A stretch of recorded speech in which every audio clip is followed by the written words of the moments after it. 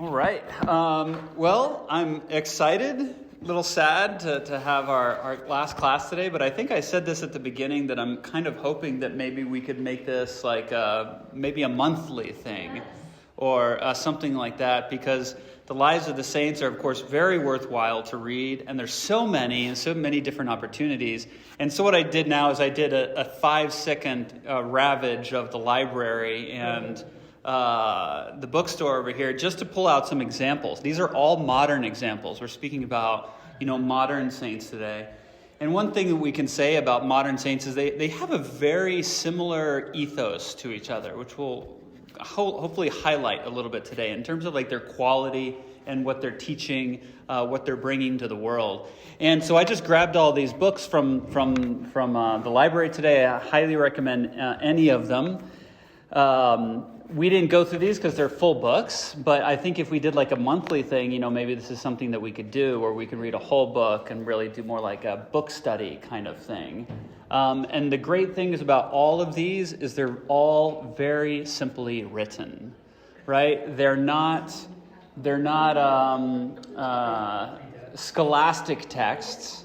So, for example, what we read for today was very, very simple, right? They were written by people who knew the saints. And they haven't and I think pretty much all of the readings were, except for maybe St. Anthony, that was a little bit more scholastic. But all of the other readings were written just for the common person by a common person. And that's what we wind up experiencing with a lot of the modern saints as well, because there were people who knew them in everyday life. And these writings just imagine if you know somebody and you're like, well, I just want to tell this person's story, and you're not a professional writer. That's where a lot of these stories come from. So these are just some highlights that I pulled out that are really excellent. Father Arseny.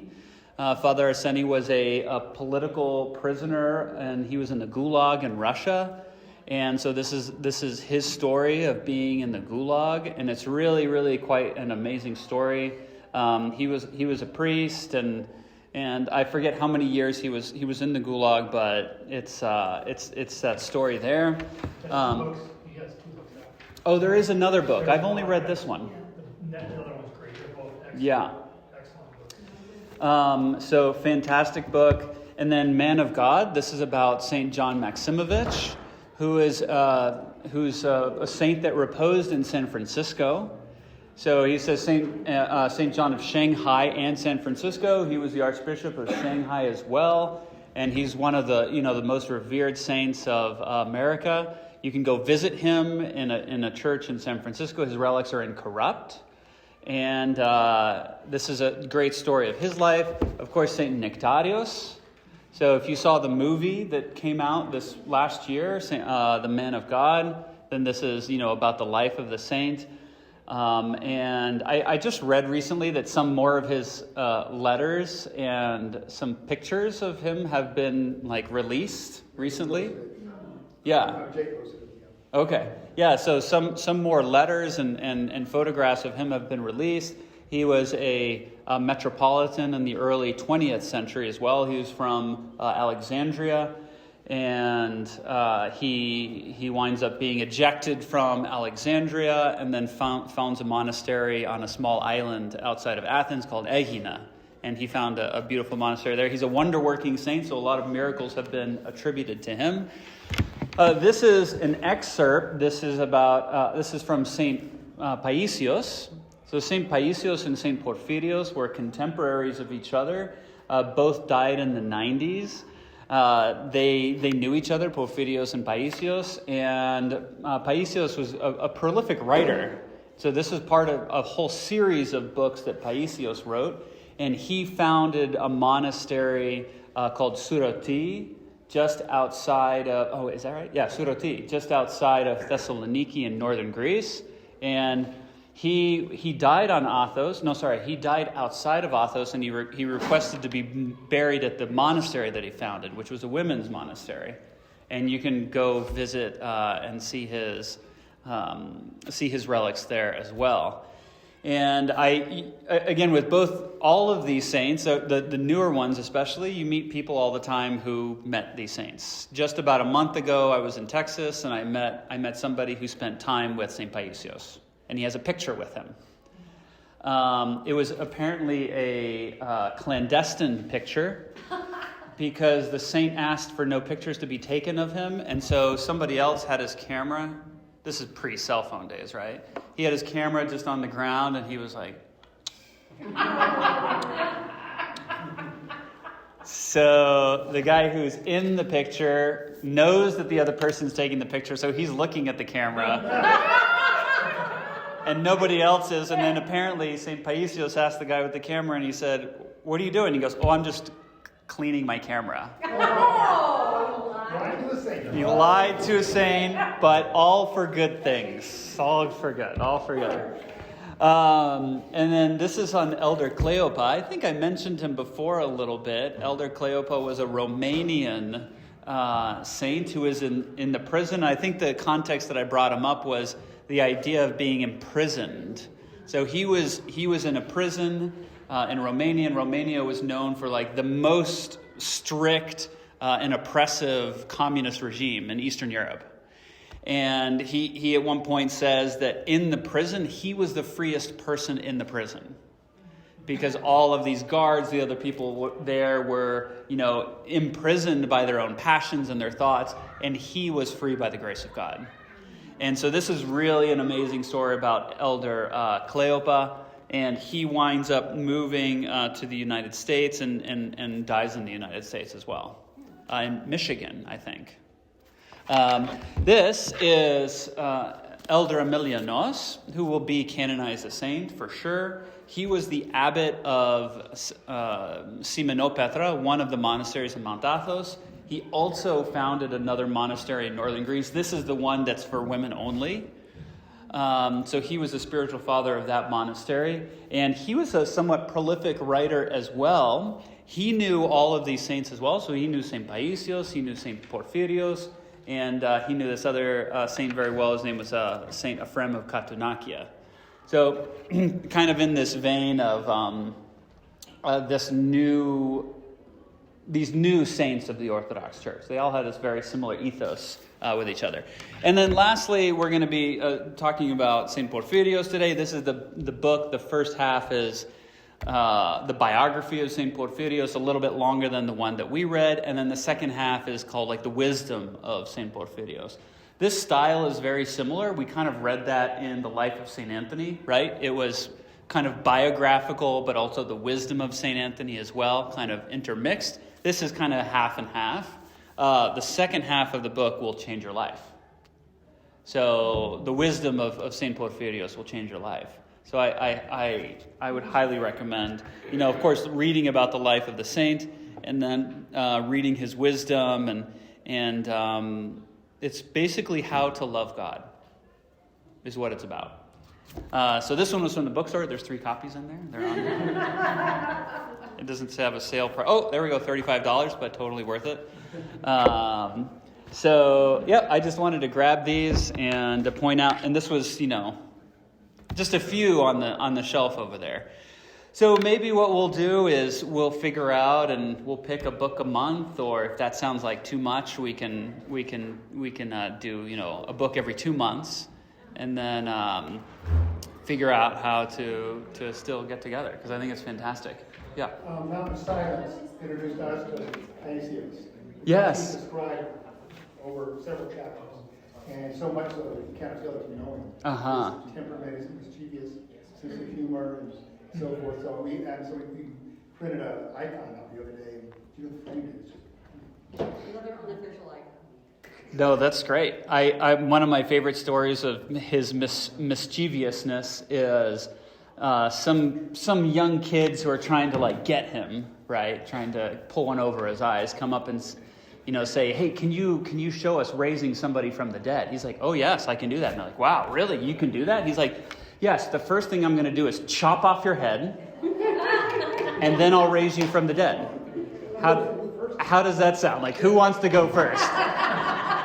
And so they're all like, maybe not. Like, okay. It's like, don't try testing me again. It's a great story. He's got loads and loads of stories. a lot of these texts have things that he's written, but again, because he's contemporary, right? All of these saints had so many people that were, learned it enough to write that all these stories have been recorded.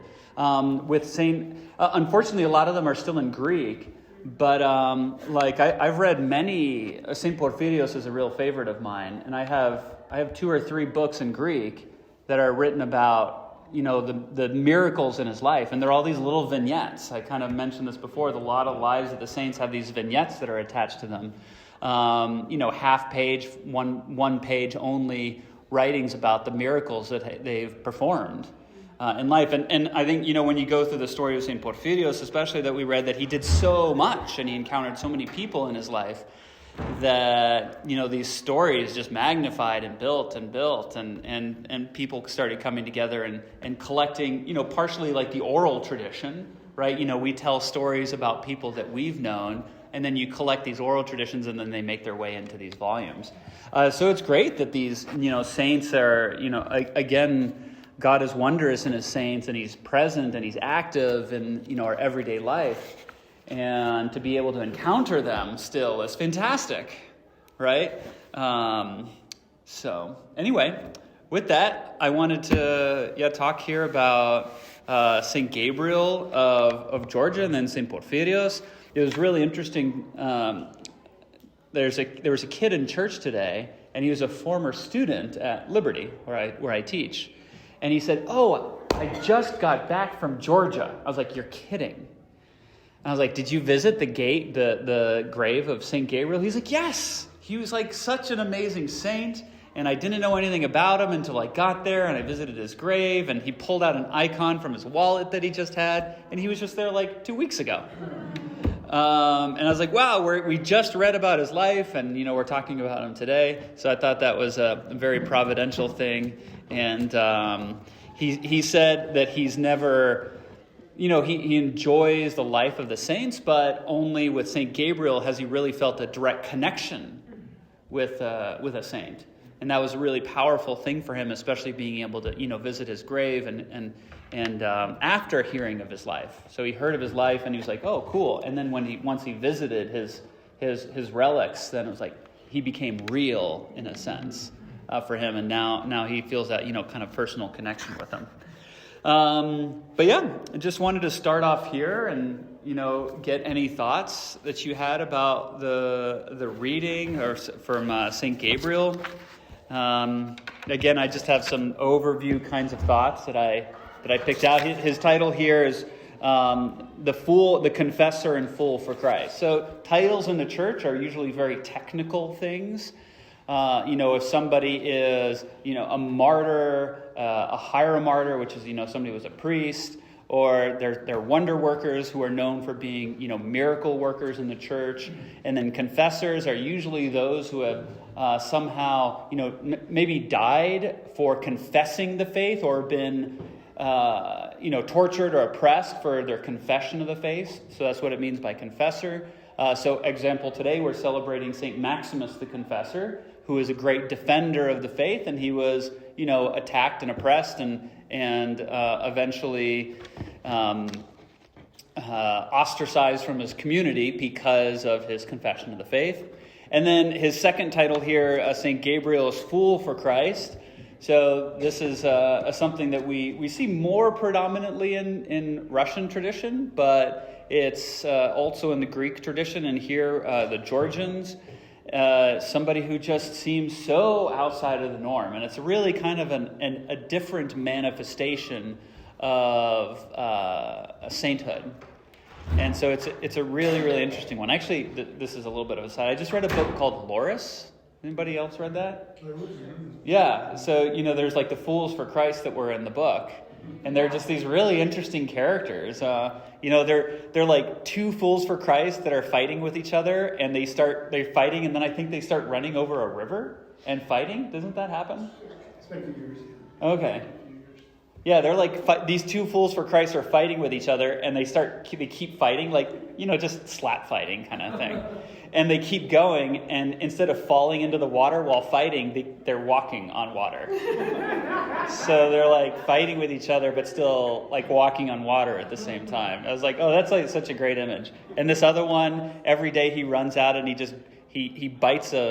takes a bite out of a loaf of bread from the baker, and he just keeps running. And anyway, so this fool for Christ, aspect here, we have like Saint Gabriel talks about him, getting into a trash heap and kind of proclaiming his unworthiness, or he's He's a kid, I think. he's when he's a kid, right.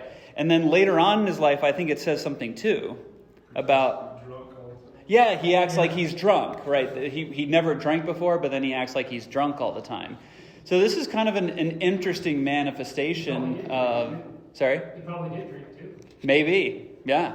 So this is, it's kind of weird, right? There's many other stories that we see of saints acting like oddly, extravagantly, doing things that would otherwise seem scandalous, but still living this, sanctified life. So that's something that we encounter quite a bit, and it's part of the title here of St. Gabriel. All right, anyway, enough of me. Thoughts? Things to share? It's historical, that the fools of Christ, sort of the progenitors of the king's jester, they're allowed to be disrespectful to the king. Has anyone with a historical background of that? I don't know the first instance of it. I know one of the greatest one is, so the church in Red Square is St. Basil. It's a really spectacular one. It's not named after St. Basil the Great. It's named after St. Basil the Fool for Christ. And St. Basil, he was the only person who was able to rebuke, I think it was Peter the Great. Ivan the Terrible. Yeah. So like everybody else, they'd like mess with Ivan the Terrible and terrible things would happen. But St. Basil was able to like openly rebuke Ivan the Terrible. And he was like, I'm not messing with this guy. And Ivan actually carries his coffin. He's a cold. That's right. Yeah. So I don't know too much like a specific origin for, the Fool for Christ. It's been around. An early on example of this is one of the Lives of the Desert Fathers, which this is one. I think I told this story, didn't I? Probably. I tell it all the time. Somebody's going to see Elder Pombo.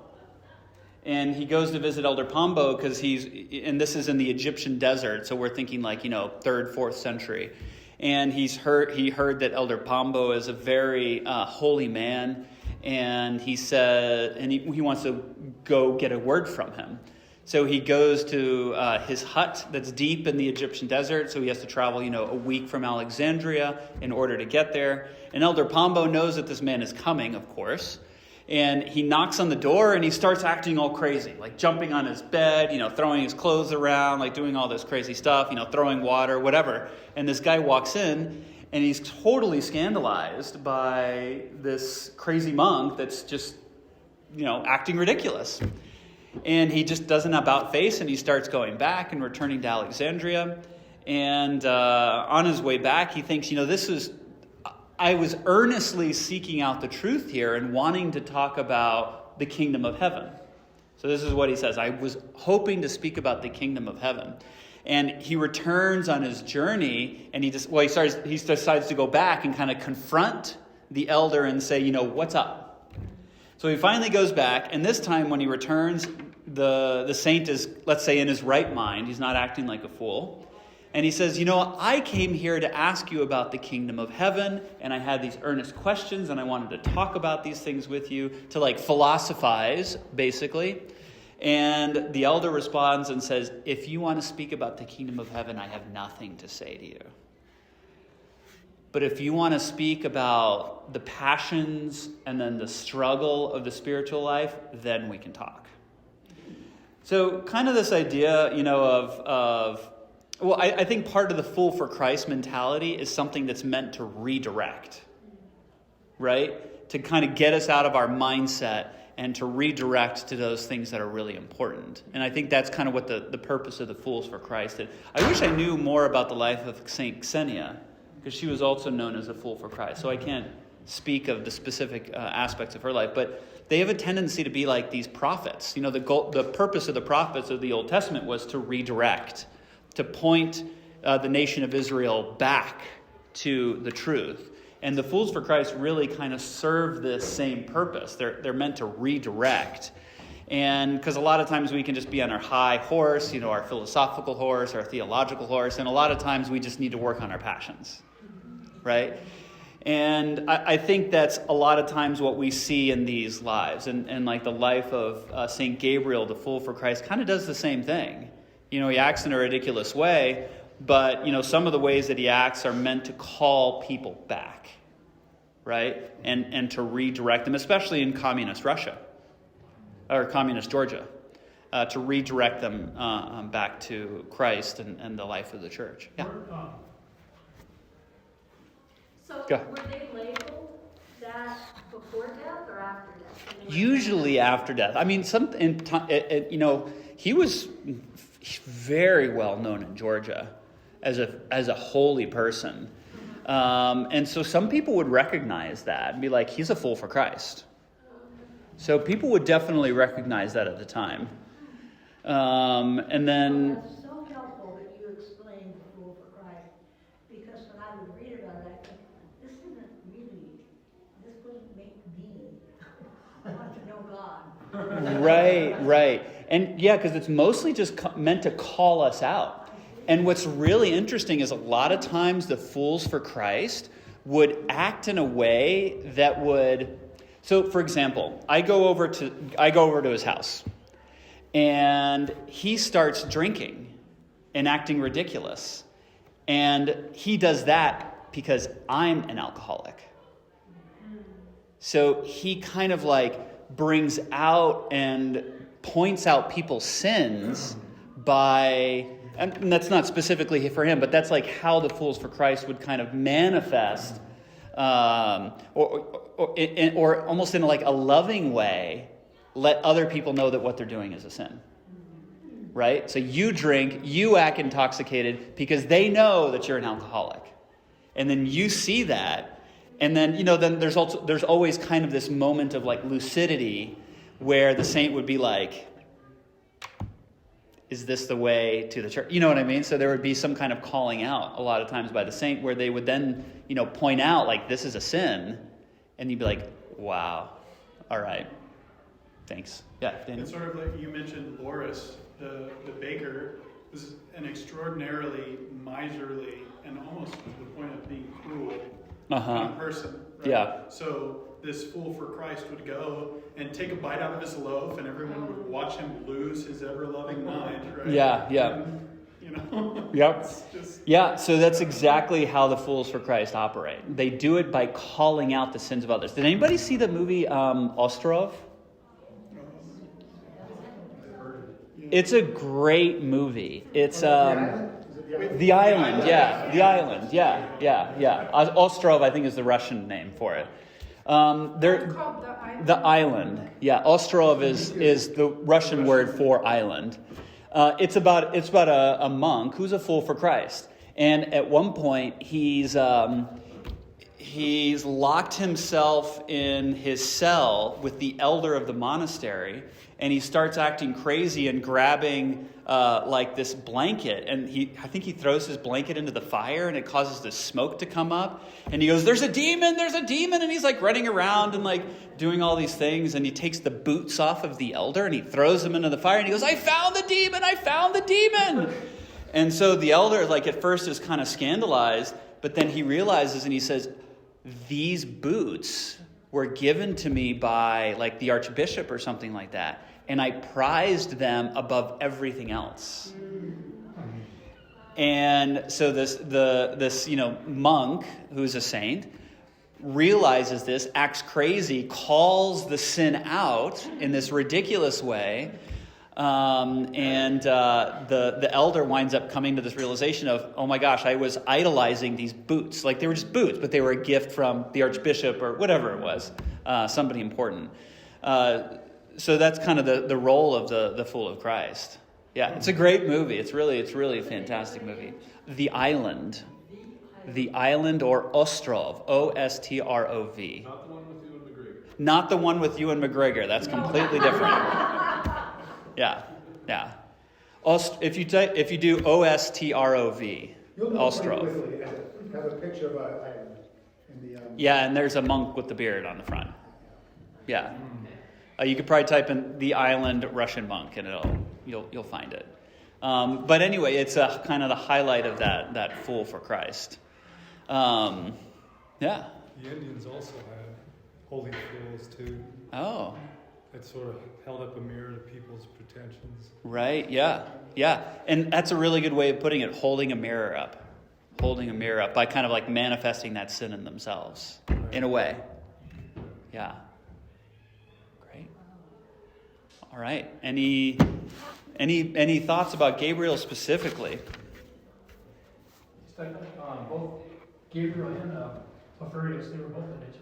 Mm-hmm. That was, Yeah, I think. I thought maybe did that on purpose or something. No, you wind up seeing this a lot for some of the modern saints. They both went to monasteries at very young ages. I think it's like age 12 is where Gabriel really starts manifesting this. And I don't think, does it ever say that he went to school? I think it. Second grade was Porphyrios, or was that both of them were second grade? Oh, no. Was it Porphyrios? One of them. I think it was Porphyrios who was second grade. And then it was something where St. Gabriel was very young. And at the beginning here, it just says his education was the gospel. That's a good education. All the time he kept reading his gospel and expressed no interest in anything else. So his education was just the gospel. That's not uneducated. Yeah. Both very uneducated, but I think in maybe the story of St. Porphyrios it says, but his, even though he had a second grade education, his knowledge and his ability far surpassed, that of people of the world. There's another modern saint, St. Joseph the Hesychist, who was a saint of Mount Athos who died in the 50s, and he wrote these incredible books on monastic wisdom. And when you read it in the Greek, the grammar is really poor. So like good writing, very poor grammar, because he never learned grammar. I mean, he went to the monastery when he was 14 or 15 also. But profound writing, right? So he had this very deep insight, and but it was he never learned grammar because he was just never in school. So his experience and his knowledge, again, just came from the Gospels. So it's a really interesting thing that always happens like that, that a lot of these modern saint writings wind up just being poorly written. Like if you're an English teacher, you'd be like, ooh, oh gosh, this is hard to read. But then at the same time, profound wisdom, coming out from it. What was the source of the first saint? This was compiled by Archimandrite Kyrion Oniani, and he wrote a book, and this is an excerpt from the book. No, the translation seemed odd. Oh, I don't know who translated it. I would, yeah. Not a native English. Not Native American. For yeah, sure. well, Native I can't, right, yeah. I imagine very few native English speakers know Georgian. It's a very difficult language. So somebody, a Georgian translated into English. I don't know who did that. But yeah, so that the translation wasn't great. I do wonder how well it was written in Georgian. We could probably get a copy and give it to Georgi, because we have a Georgian here in our parish, and see what he thinks. But again, I wouldn't doubt that it's fairly simple. It's a fairly simple text in general. Yeah. Yeah, so a simple text from that perspective.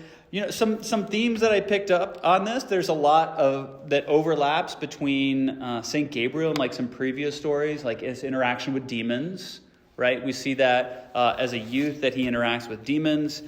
He's this fool for Christ. He winds up running away from his home at a very young age because his mom is like, be religious, but not too religious. I notice that's been a common theme with a lot of these parents or siblings are like, stop, what are you doing? Right, It's right. normal, do like we do.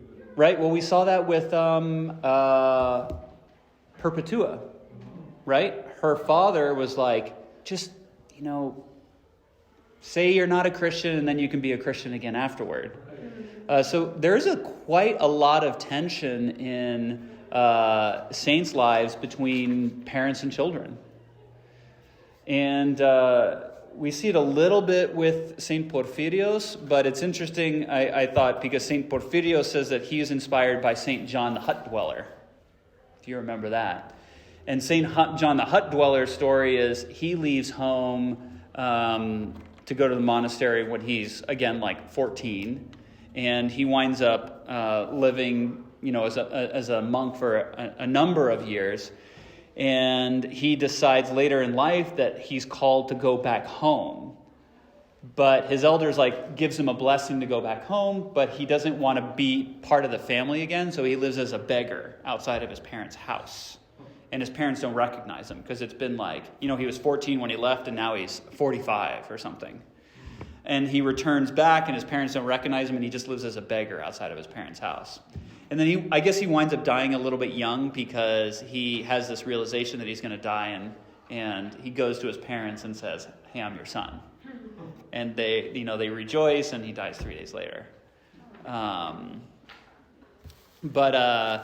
that is a very common theme that we see of, the saints kind of leaving their family. And this is, in a way, something that we're called to do. Right? I mean, we see this. Christ says this, especially in the parable of offering the dinner and going out and saying, invite those out. And one is busy with his field. One is busy because he just got married. Another is busy because bought some oxen or something. So, what is first in our lives? Now, this isn't a call to, put away your spouse and go to the monastery, right? Right. But recognizing how we do prioritize, or rather how we can idolize things in the world, right? And those can be relationships. Do you idolize your relationship with and idolize in a negative way, right? Put above our relationship with God? Do we idolize our, relationship with family or friends, with our church above, a relationship with God? However that manifests itself. And again, what you do recognize with both of these stories is, do they make any big decisions on their own? What do? They ask their elder, right? Both of them. This isn't like they go out and then they're just like, okay, this is the way of, my spiritual life, and this is what I'm going to do. In fact, St. Porphyrios says his will ceased to exist. It aligned perfectly with his elder. And at what time his elder says, you have to leave Mount Athos. That's it. And he accepts that obedience. So, again, when we talk about the saint stories and these what seem like extreme acts of asceticism, very confusing kind of decisions, that they're made within the context of a relationship with a spiritual father, with a mentor, and not just on their own, right? So they don't just run off and do these things on their own. Maybe initially, right? Both of these saints kind of ran off initially, but immediately they found an elder. And we heard that in St. Anthony's story too, right? Right when he decides to sell all of his goods, he goes out and he asks the wisdom of those who are, I think it says, zealous in the faith. So saints, elders. Again, super important to remember that, and, putting that in the context of understanding what it means to idolize things in your daily life, and then again within that spiritual mentor relationship, then being able to acutely reorder your life. Let's say, does that make sense? Okay. It's a great story. He runs away from home. One of the favorite things that I liked about his story actually is, he has all these details, and then all of a sudden he goes to the military. So he still has this sense of civic duty, that he's attached to, and he's called to serve in the Soviet army.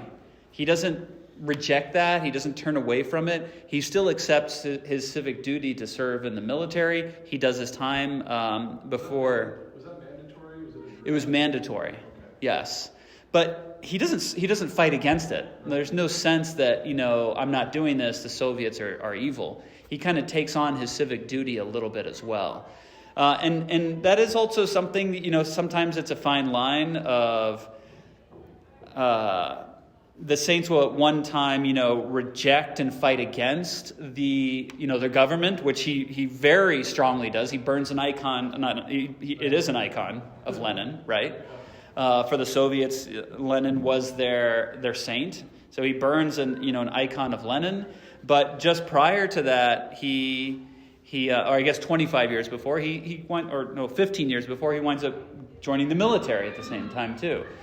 So, there's a sense of him, being in support of his country and serving in the military of his country, but then also fighting against the evil of the Soviet Union, which at this point was, had overtaken overtaken Georgia, right? So the Soviet Union had come into Georgia and taken over the country. So making that applicable to us. Yeah. I loved that idea from the very start that you said, it's not trying to imitate their life, but imitate their devotion. Right. So the whole time I've been reading through all this stuff, I've been thinking, okay, how do I live my life and imitate their devotion? Because I'm not going to be able to do anything any of these saints did, But that whole idea that you're saying right now, kind of making that apply, I just thought it's finding the balance between being in the world but not of the world. So we have to be in the world. So what does that mean? Like for him, he had to do military service. Right. But not of the world, because then he did not allow worship of Lenin, right? So he taught that. So it's like finding what in my life is okay. Right. Because it's part of me being in the world. But what is not okay because I'm not of the world, so therefore I don't do that. Right. Like really staying before the Lord about what that balance is. What's what? Which does it belong to? Yeah.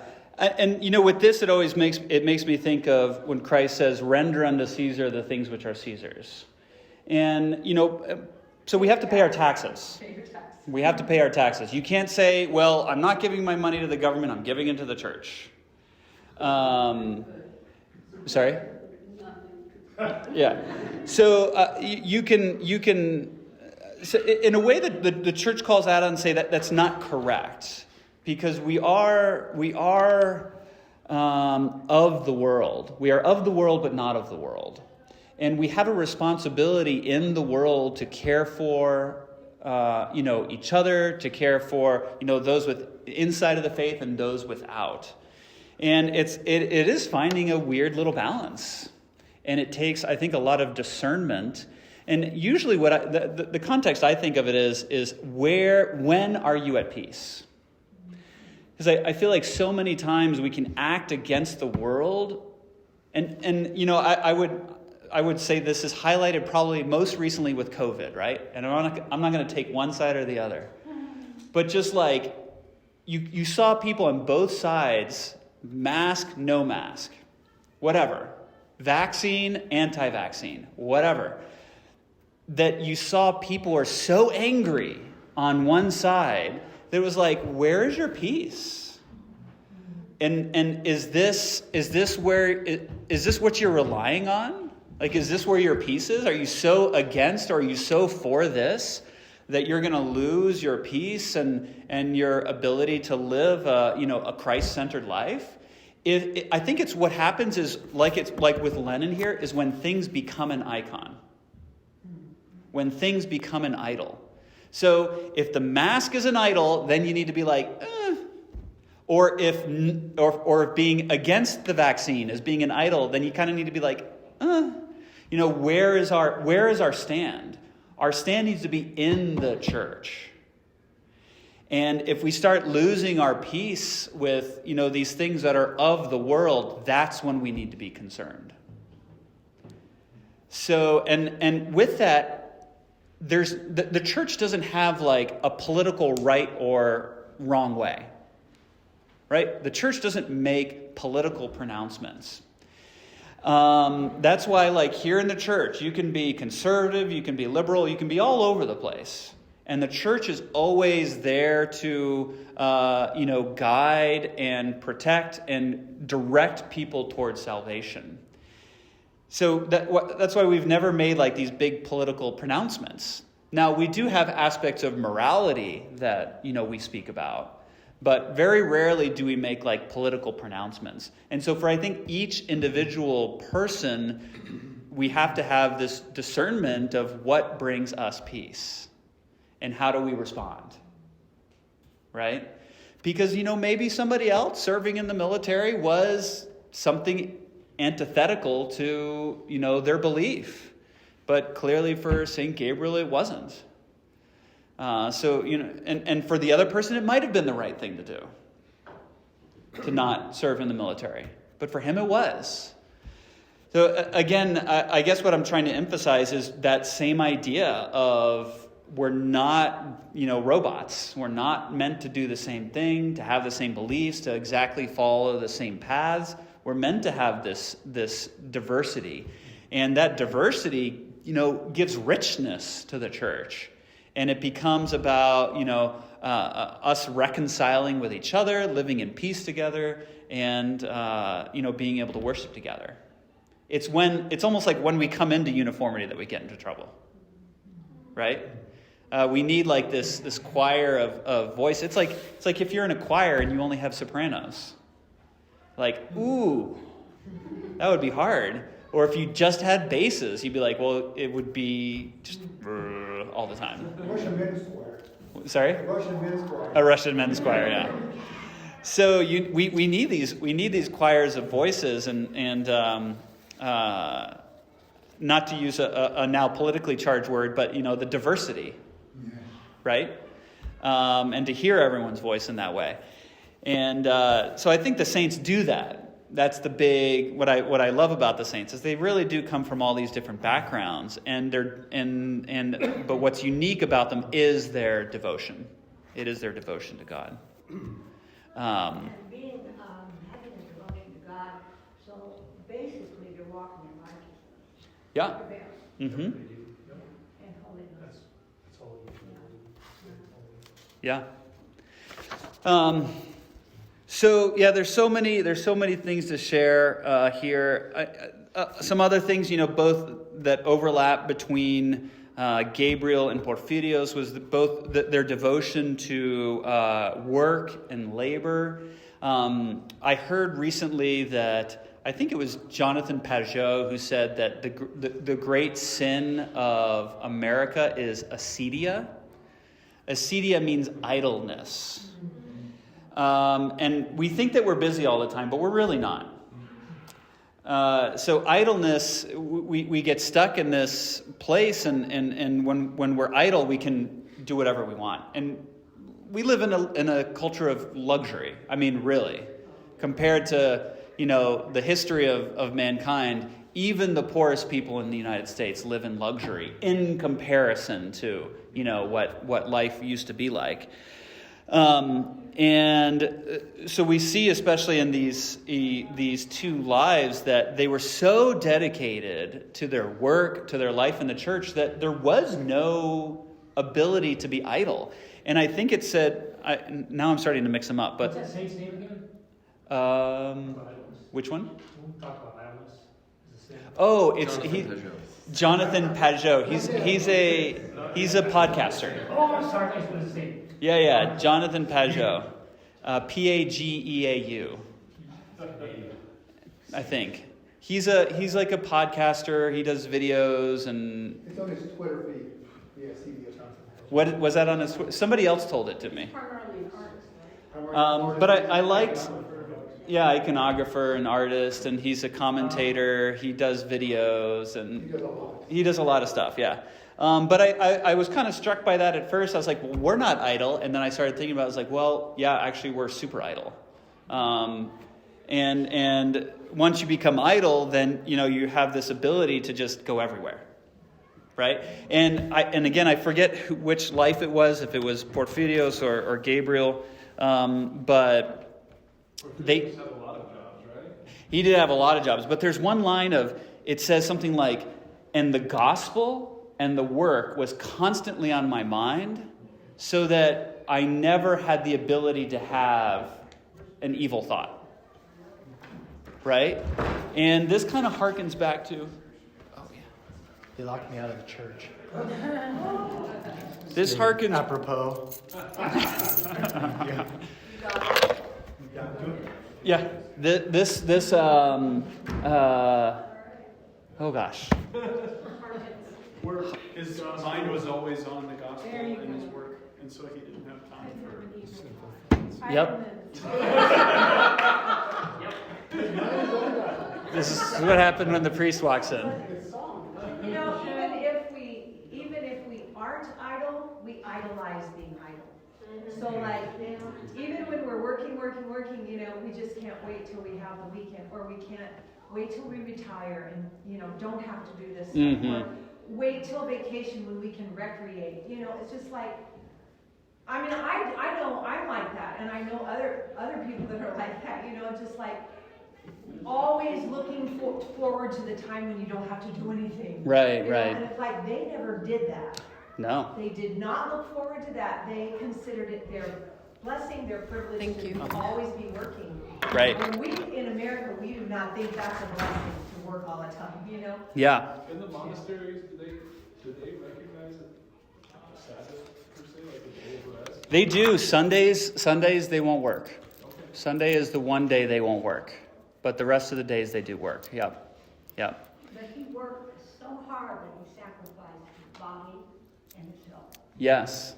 Yep. And I kept thinking about that. That must have been God's will for him. Mm-hmm. But I think in this day and age, we say, oh, you're working too hard because you're destroying your body. Come to that. Right. Instead of seeing that is the way he must be called. Right. To sacrifice to that extent. Yeah. And that level of devotion, it manifested himself in that way physically. Like he was a well-known ascetic and faster. But, what's the takeaway from that for us? Like, how can we devote ourselves in a similar way? If you're living in a community, you have a job, you have a family, you have responsibilities that are outside of yourself. And even his elders recognize that here, right? He gets so sick that they're like, you need to do better. You need to go somewhere and get healthy. But so what's our way of, being devoted in that kind of way? And one of the things here, here's the line. This was St. Porphyrios. He immersed himself in prayers, services, and hymns of the church, learning them by heart while working with his hands. Eventually, from the continual repetition of the gospel and from learning it by heart the same way, he was unable to have thoughts that were not good or that were idle. He characterized himself in those years as being forever on the move. So, this is what I was going to say. St. Paul says that you should pray without ceasing.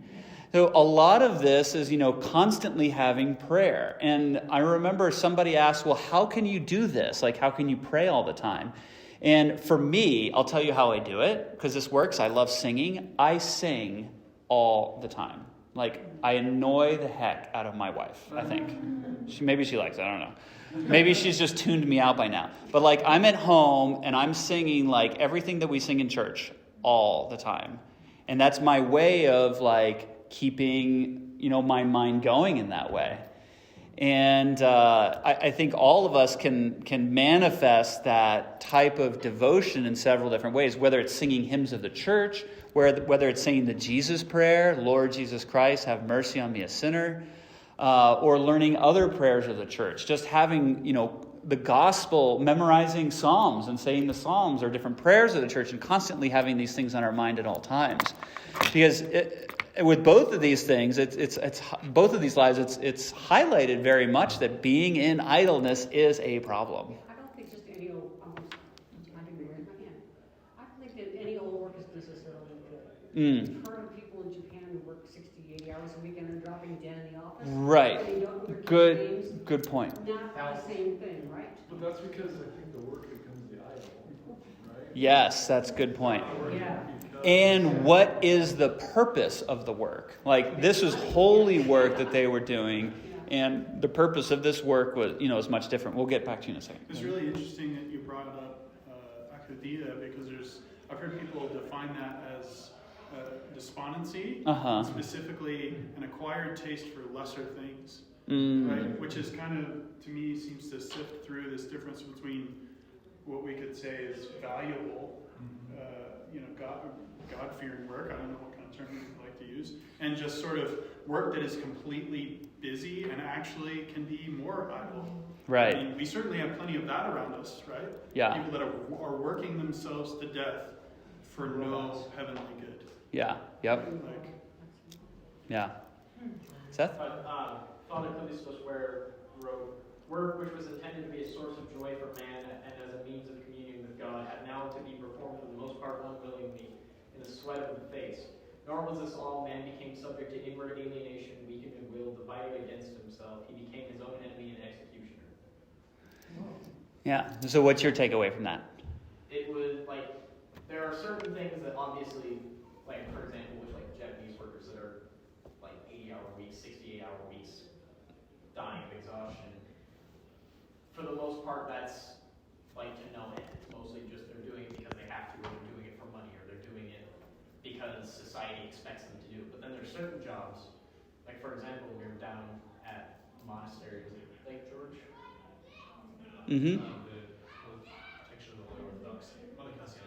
Yeah. We were down there cutting down trees for work. That's good work because it's for Right. purpose. It's for the good of others. Right. There's a line between work that you're idling for money or for status or whatever, and then Right. work that you're doing on behalf of others as a service, or that you're doing for your own improvement, or Right. as Yeah. a means to kind of, I guess, like improve yourself. Yeah, and support your family, support your church, your community, those kinds of things. Yeah, absolutely. There's Yeah. a rather interesting book, secular author, but it's interesting how often he makes observations like it's actually theologically pretty interesting.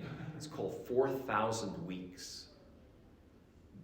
If you live statistically as long as most people live, you'll live for 4,000 weeks. And what he's trying to get across in this is the modern world has so totally bought into the gospel of efficiency. So all these things you read about how you can make your time more productive, how you can be more efficient with your time, how you get more done with your time, when the bottom line that is being completely missed, the elephant in the room, it's the dinosaur in the room,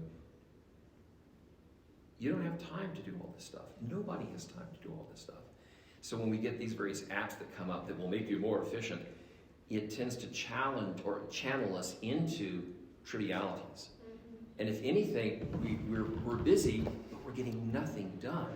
Whereas if you could simply back off and say, I'm not going to live forever, and I am never going to become perfectly efficient. You need to decide, yes, this, I'm going to do this. Closes a dozen doors, I'm going to do this. And the key is to be focused on the right thing to do, which is kind of, I guess, the purpose of the example of these guys right here. But yeah, we're so busy all the time, always on the run. We're trying to find more and more ways that we can be more efficient. Maybe our employer puts us through training so we can be more efficient. And it's all fundamentally a lie. It's not going to happen. If we're so efficient, why are we working so much? Yeah. My first sort of the Benedictines, how they stress work and prayer together. The icon I keep got at my chrismation has him holding a scroll saying, "He who labors as he prays lifts his heart to God with his hands." So it's this idea of combining sort of work. I'm going to pray this divided life. Right. It's this combined life. Right. We're meant to be, full, united people. This actually makes me think of Greeks. Most impression of Greeks is like Greeks are lazy. There's kind of that impression. Like Americans are hard workers and Greeks are like these lazy people. But it turns out that these, especially like Mediterranean cultures, have a much higher, sense of daily. They're happier. They have, much slower lives. They're not as efficient as we think they are, as we are efficient. And when you try to work with a Greek, it's like mayhem. Like, you think this is ridiculous. It's true. And what if you really started to embed yourself in their culture a little bit more, you're like, okay, they have a slower pace of life than Americans do, but they understand much more what's important. So, here we idolize, career, getting the best car, getting a bigger house, retiring earlier, all these things you brought up, Charlotte, how to be more idle. And most Greeks will be like, oh, I'm going to, work until I die, but they're going to be happy the whole time also. And so that's kind of like that Mediterranean culture and that different mindset. And I think a lot of it just comes out of the church, right? The church understands this, is that work is a good thing. And, it should be united in your daily life, and it should be a prayerful thing that you do. And, it can be whatever. Your work doesn't have to be your whatever, what makes you happiest in life, or these things that you're called to. You can do any of these things in a prayerful way, and it will be life-giving for you. And if it's connected to relationship. That's the only thing you're going to take with you out of this world, will be those relationships. Mm-hmm. That's actually worth working for. Mm-hmm, mm-hmm. So both of these stories, I think, really highlight that, and we see that so much in both of their lives, and Saint Porphyrios especially, with how much work that he did. I mean, when you look at it, Saint Porphyrios, he winds up spending 30 years in a hospital clinic. Right, that's where he spends most of his life. He's a chaplain, and they didn't want him there. If you read the longer book, when he was there first, they were like, we have an old dusty chapel that you can use, but you might not have any visitors. And he winds up being like one of the greatest saints for sure of the 20th century. Endowed with spiritual gifts and insight and discernment, and he has spiritual children by the thousands. And he's just in this small little chapel. I mean, imagine like a tiny room, and that's his chapel in his clinic. And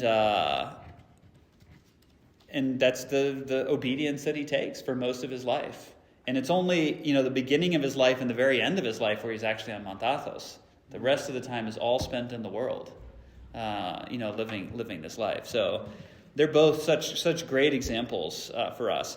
And the last thing that I kind of want to close with for, these two saints and all of these other saints that I mentioned, Emilianos and Cleopa and Nectarios and St. John of Shanghai, Father Aseni, all these different Paisios, all these different saints, they have this slightly different mindset almost than saints of previous centuries. And I think a lot of it is really a call to the modern person and how we're so much different than people in the past. And I think the big difference is this idleness, that we are living in this luxury.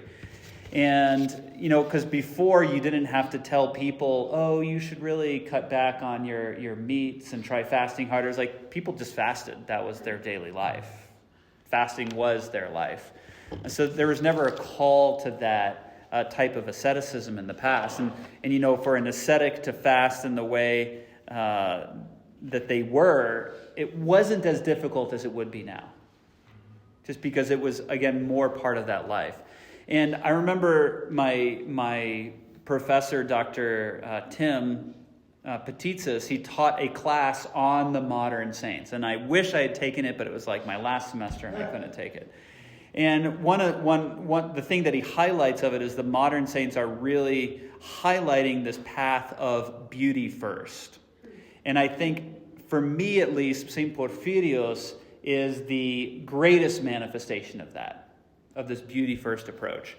And what that is again not the way that Porphyrios pushes it is not pushing out the darkness, but inviting in the light. So we spend so much of our time, I think especially in this country, of fighting against the darkness. Oh, this group is doing this group is doing this, our government's doing this, other people are doing this. And the saints mostly don't speak about those things. In all of these stories, it's all about being in church, reading and knowing the gospel, being consistent in that, reading the lives of the saints, and cultivating this life of the church. And from that's what pushes out the darkness. So I think all of these modern saints all highlight that so much. And because we're surrounded by darkness, right? The world is a dark place. And we keep fighting on all these different fronts to try to push away that darkness. And if we keep doing that, we're just not going to succeed. I think we will fall into some level of despondency because you're attacking from the front and then you're getting, beat up from the rear. And if we try to do that on our own, we're going to fail. And it's only through, the indwelling of the gospel in our lives that we'll have the ability to push out this darkness. And with all of these, they speak about this grace that becomes present and not something that they learned, not something that, was cultivated by themselves, but which just manifested itself by God. So living in the life of the church, and grace just comes and fills us up. And that's actually something great that happens in the life of Father Arseny. We see how, the grace of this one priest is able to fill and transform all of these prisoners that are in prison. So really living that, and he doesn't, very seldom does Father Arseny berate, anybody around him or what they're doing is wrong. Instead, he just lives this holy life and people around him are transformed. So in general, when I think of these modern saints, that's what I think of. Living a holy life. And very few of them, what you notice when you read their lives, they were all extremely hard on themselves, but very, very mild and easy on everyone around them. So this is, a big aspect of the spiritual life is that we rebuke ourselves and we're hard on ourselves, not in a beating way. We're not taking whips and hitting ourselves, but we put that fine magnifying glass up to ourselves in order to find how we need to be transformed or what we need to be cleansed of. But when we look at others, we only see the light, let's say. Right? And all of these saints did exactly that. They saw the image of Christ and the ability of people to be transformed. Remove the log from your own eye. Exactly. Yeah. Father Arseny, the first book, it talks about how he was beaten up. I mean, he got beat up really bad. Mm-hmm. He never did anything. He Mm-hmm. forgave his people, beat him up. I think one of the guards who ended up beat him up. In the second book, he appears to him when he was freed, comes to him and meets with him. I think he becomes a spiritual child in the second book. I think the guard that beat him. Yeah. I believe in the second book. Yeah. Well, great. Well, thank you. Thank you. This has been a lot of fun. Oh, no.